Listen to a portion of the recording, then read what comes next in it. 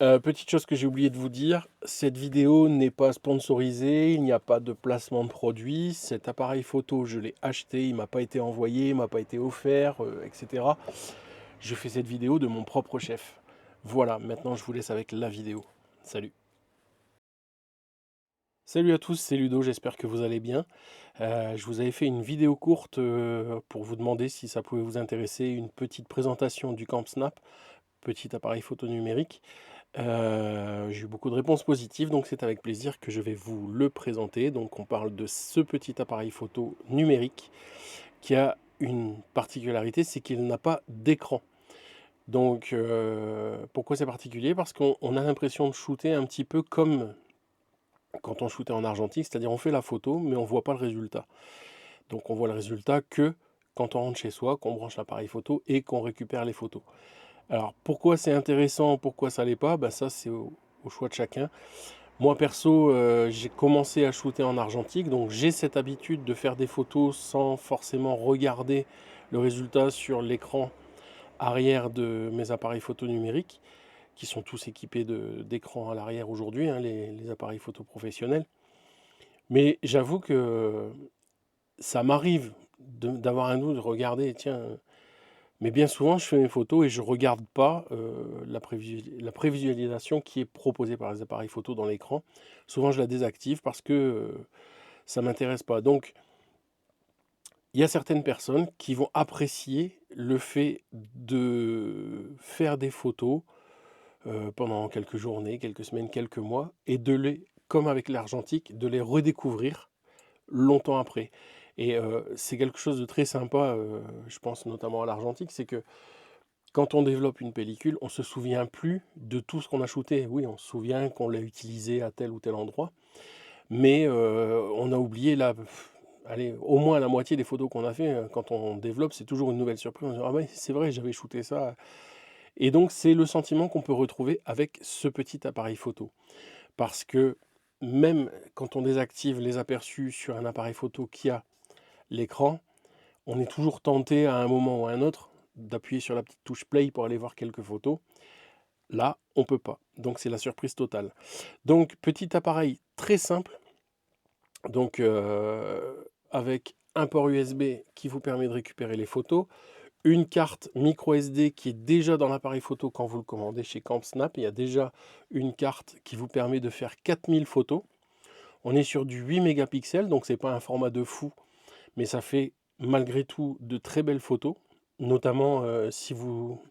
Je sais qu'il y a énormément de gens qui font des photos uniquement pour les réseaux sociaux, pour les avoir sur leur téléphone, ou pour faire des petits tirages en 10-15. Ça suffit largement, vous avez de très beaux résultats. Donc voilà. Donc très simple, pas d'écran à l'arrière, juste un petit compteur qui vous indique combien de photos vous avez réalisées, un bouton pour le flash, on, off, auto. Donc vous pouvez lui laisser la liberté de se déclencher automatiquement si vous avez du mal à juger s'il va y avoir besoin du flash ou non. Un bouton pour le shoot, un viseur, et c'est terminé. L'objectif est très petit, l'appareil photo est très petit, ça rentre dans une poche. Donc moi c'est la première version que j'ai, ils ont fait une version mise à jour aujourd'hui, une version 2 j'ai envie de dire. Donc la différence avec le mien, c'est que sur le nouveau modèle on peut régler la date. C'était un des petits défauts que j'avais souligné, que j'avais remarqué moi sur mon appareil, c'est qu'il met toutes les photos à une date, je crois c'est 1er janvier 2000 ou 2010, enfin je sais plus, enfin on s'en fout. Sur le nouveau, vous pouvez régler la date sur l'appareil photo pour avoir les bonnes dates sur vos photos, donc ça c'est quand même sympa. Et qu'est-ce qu'il y a d'autre comme différence? Ils ont mis un compteur à 4 digits, ici c'est un compteur à 3 digits. Donc comme on peut faire au moins 4000 photos sur la carte micro SD, bah là quand vous êtes à 999, bah, ça repasse à 0. Ils ont mis un nouveau compteur avec 4 digits. Et ils ont mis un petit filtre supplémentaire qui vous permet d'avoir les photos soit en tirage classique, donc vous faites une photo classique, soit vous la faites en format qu'ils ont appelé vintage, avec des couleurs un petit peu vintage, soit en noir et blanc. Donc ça, le mien ne le fait pas nativement, mais les nouveaux modèles, les modèles actuels, le font. Pour le reste, c'est tout pareil. Il existe en 8 couleurs, Alors je ne les ai pas toutes en tête, mais il y a du noir, du vert, du rose, du bleu, du blanc, etc. Je crois qu'il y a du rouge aussi, enfin bref. Et le tout pour, on est autour de 69 euros. Donc c'est un prix très raisonnable et franchement c'est... Enfin moi je kiffe l'utiliser. Donc pour l'utiliser, vous l'allumez en restant appuyé sur le bouton de shoot. On reste appuyé. Il fait 2 bips pour dire qu'il est allumé. Vous avez le compteur qui se met à jour avec le nombre de vues que vous avez à l'intérieur. Donc là j'ai fait 93 photos avec. Et puis quand vous voulez shooter, je vais en faire une ici.